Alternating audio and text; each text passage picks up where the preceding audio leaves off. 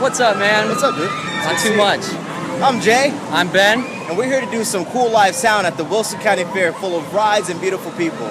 Hopefully we're going to try to get some sound from our front of house and get into our monitors without hurting anybody's ears. Yeah, and we want to make sure that safety is key here. Safety is always key. Exactly. Please remember that, guys. Yeah. This is a professional job. This isn't something that you could just go and do without any experience. Exactly.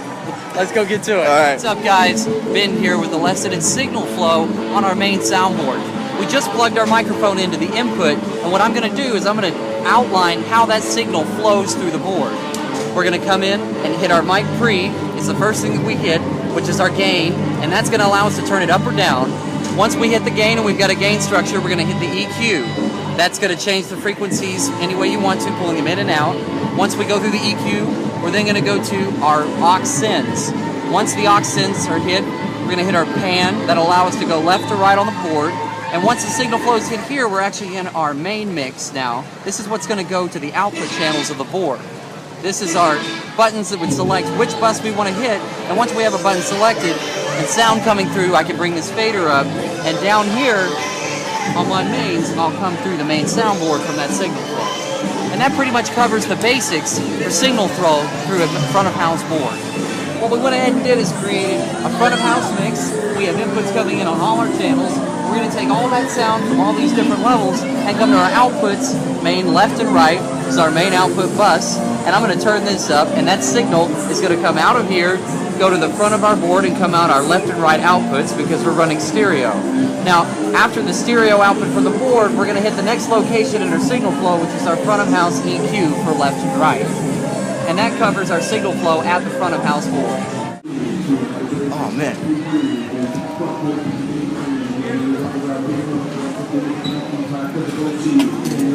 Oh no, we don't want to put any water around the board. That's a definite safety concern, man. What do you mean? Water gets inside the board, any moisture in here, and it can completely toast everything by shorting out the board. Oh, okay.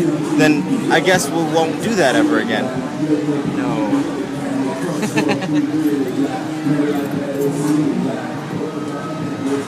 Now that we left our house EQ, we come out of the back of the EQ, run it down the snake, and come back to this location on the stage. Those left and right outputs are entering our crossover here and here, left and right. And once they leave the crossover, they're going to be broken into 3 different frequencies: high, medium, and low. Those frequencies are going to go out through 3 different cables down into high, medium, and low amp channels for 3 different speakers in the front of house setup. Now once they enter the amps from these connections, they're going to come out of the power amp section of the amp here, here, and here. And that's where our speakers are actually hardwired and connected to our amps.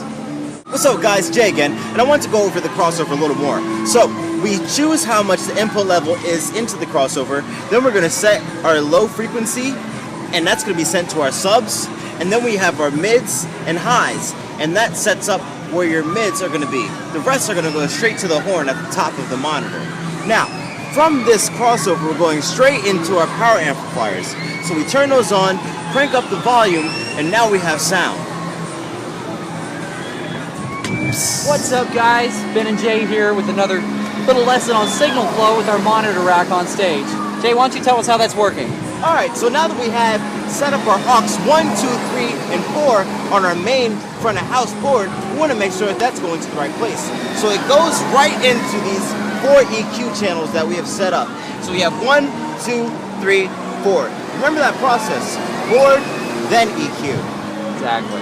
And what happens after that, Ben? Well, once we get the signal from the board into the EQ rack, we're going to come out of the back of the rack with a 1/4-inch jack, and we're going to go down the side of the amp and into the line input on the back of the amps. Now you can see here, it's just a 1/4-inch jack being plugged in where it says high-level inputs for 1/4-inch. We're not using the balanced input because there's no need for it in the distance here.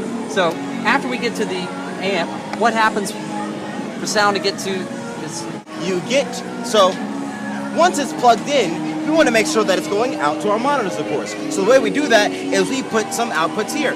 1, 2, 3, and 4.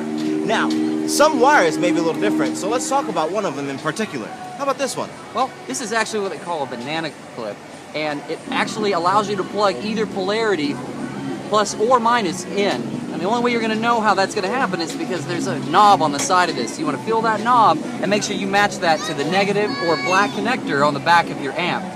Otherwise, you'll get a reverse movement of your speaker, which doesn't sound very good, Jay. Not at all. Not at all. And I don't want to give you a joke about knobs. Alright guys, so I'm going to turn on all my amps, and now we're going to go plug it all in. No. Always make sure you turn the power off at the breaker before energizing any amps, causing circuit overload. That's a safety tip from Ben today. Now that we have no signal coming from our front of house board or our monitor board, we're going to go ahead with the power sequence on the monitor rack. We start out up here with our Thermin powered on. That's energizing all the equipment in this rack. We're going to make sure we have all our EQs on.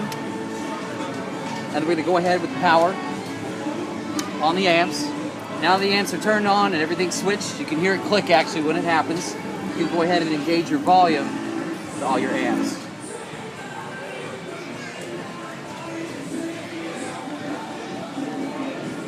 What's up guys, Jay here, and I wanted to go over something called a snake. Now, some of you guys may be wondering, when instrumental is plugged into the stage, how is it showing up all the way back there at the front of house? Well, it's pretty simple. They use what's called a snake. Now, on your board you have up to 16 or 32 channels, and that is going to be connected through a big wire to right here.